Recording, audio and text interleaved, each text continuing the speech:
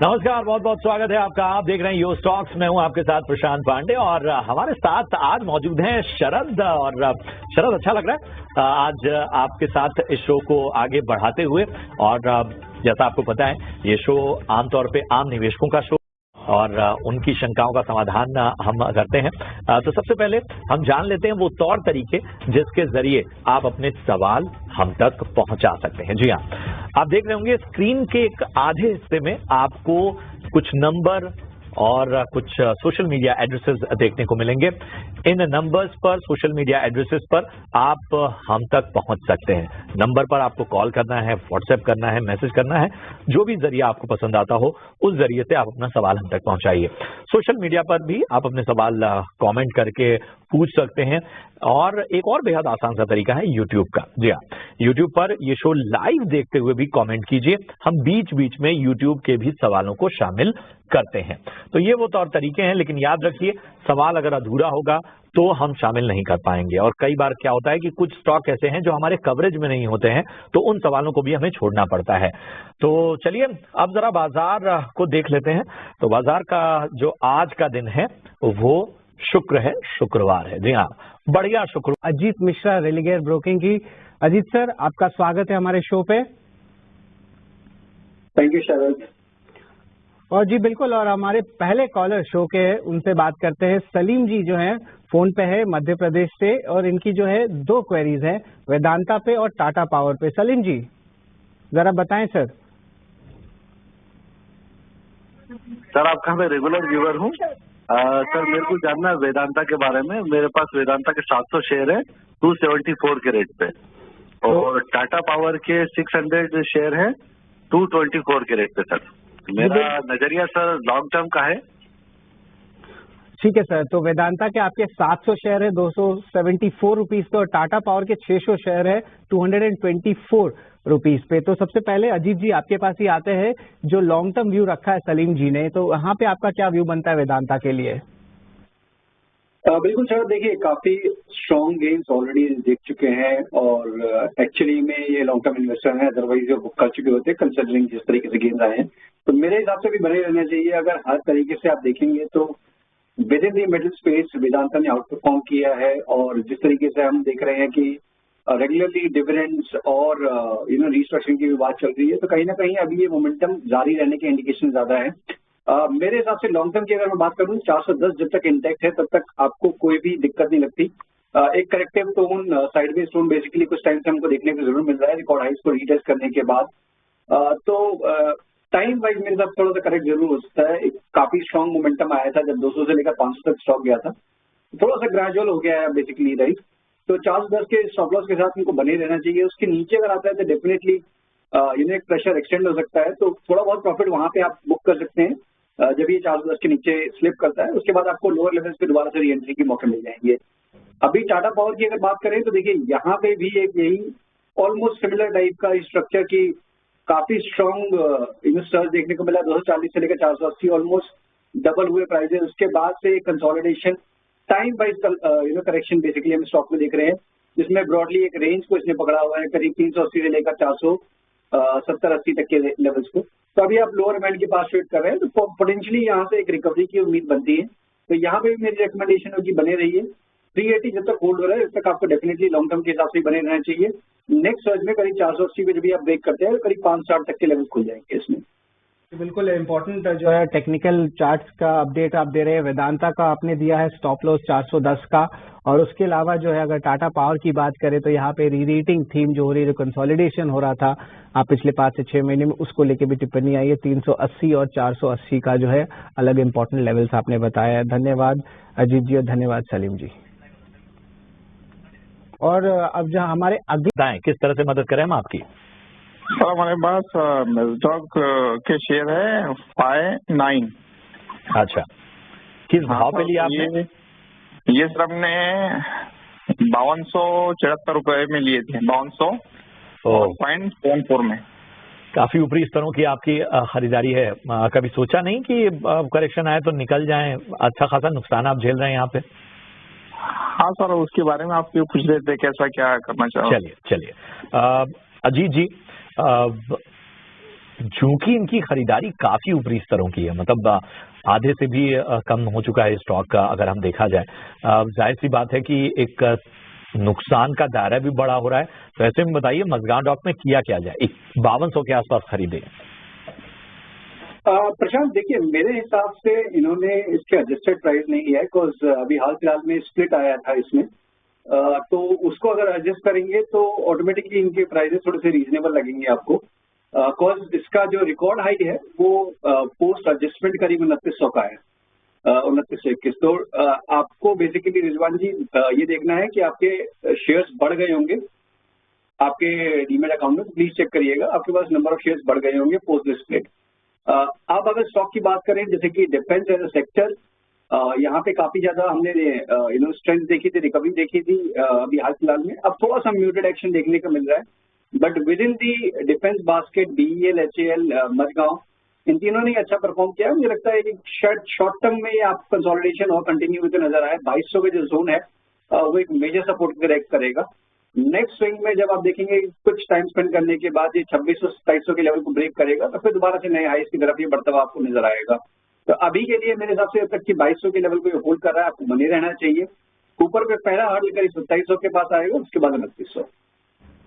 जी बिल्कुल, ये तो इम्पोर्टेंट लेवल्स थे, लेकिन हमारे अगले कॉलर हैं संजीव जी। और संजीव जी बताएं आपके कौन से स्टॉक पे नजर रहेगी, और जरा बताएं कितने शेयर्स हैं आप होल्ड कर रहे हैं। का सवाल है ग्रेन्यूल्स पे। ग्रेन्यूल्स इंडिया के इनके पास 130 शेयर हैं और इनकी बाइंग प्राइस है 693, यानी 693। थोड़ा ऊपरी स्तरों पर खरीदारी है इनकी।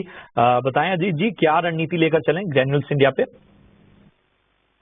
देखिए प्रशांत, जो रिकॉर्ड हाइस के पास बेसिकली एक शार्प डिक्लाइन आया था, शायद उन्हीं टाइम पे ये थोड़ा सा पोजीशन में फंस गए हैं, और उसके बाद से हम देख रहे हैं स्टॉक को करीब पिछले 3 महीनों में एक ब्रॉडर कंसोलिडेशन रेंज में ये ट्रेड कर रहा है। 620 से लेकर 520 ब्रॉडली ये रेंज है। अभी आप अपर बैंड के पास कंसोलिडेट कर रहे हैं, तो ये अच्छी साइन है।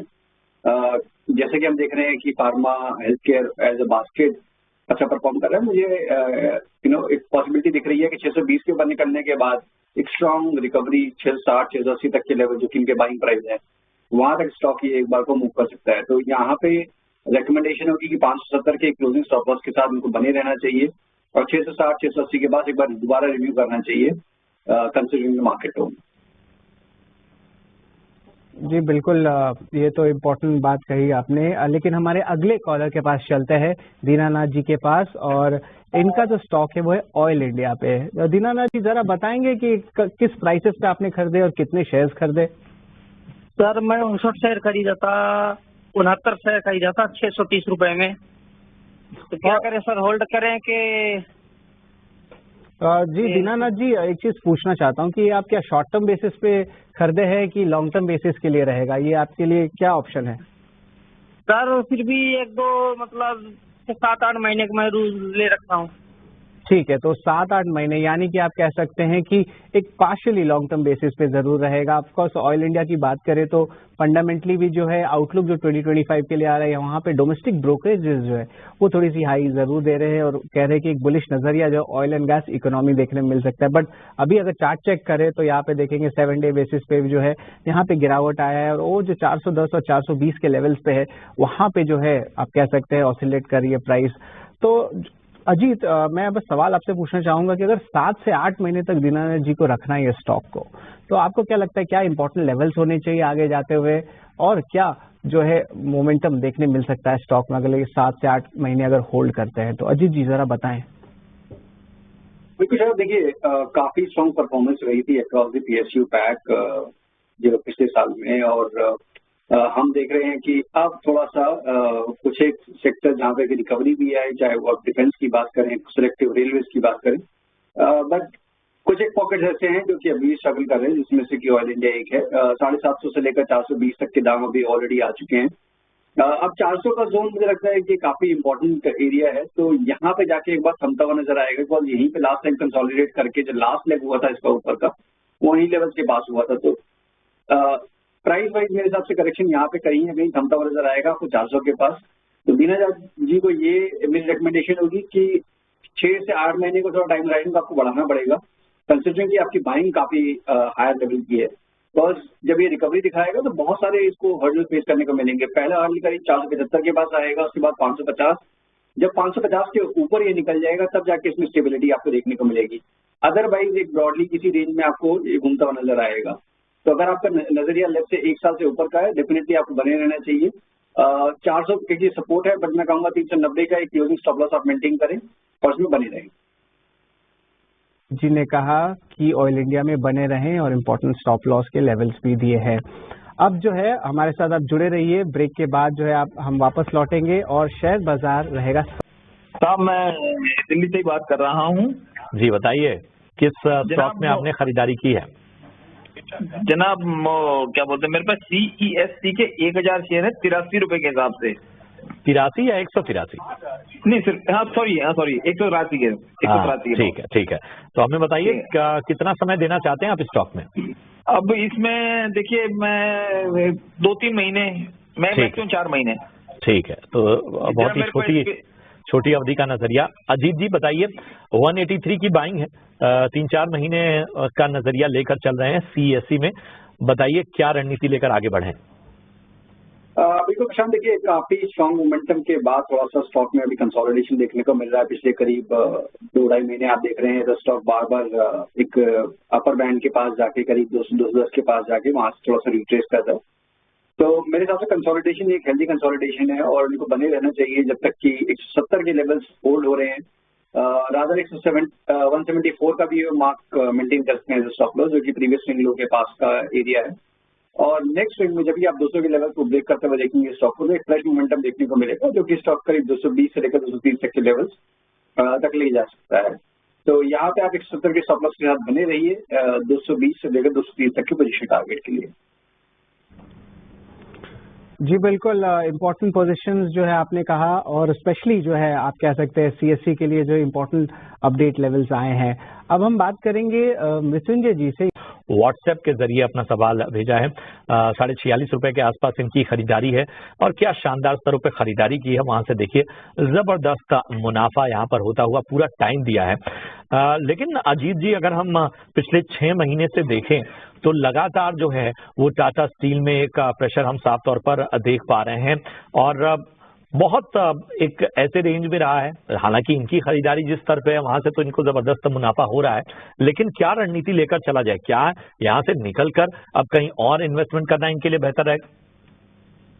देखिए प्रशांत, बिल्कुल ये सोच सकते हैं, कंसिडरिंग कि मेटल एज अ पैक थोड़ा सा यहाँ पे अंडर परफॉर्मेंस कुछ टाइम से हमको देखने को मिल रही है। और अगर क्योंकि इन्होंने बहुत लंबी अवधि से इन्वेस्टेड हैं और मेरे हिसाब से शायद वो इतनी जल्दी इसको प्लान नहीं करेंगे स्विच करने की, तो बने रहेगी रिकमेंडेशन होगी, कंसिडरिंग कि अभी तक कोई ऐसा लॉन्ग टर्म पे ट्रेंड रिवर्सल ऐसा नहीं दिख रहा है और वो रहेगा टोन जब तक कि आप 120-122 के लेवल के ऊपर होल्ड कर रहे हैं।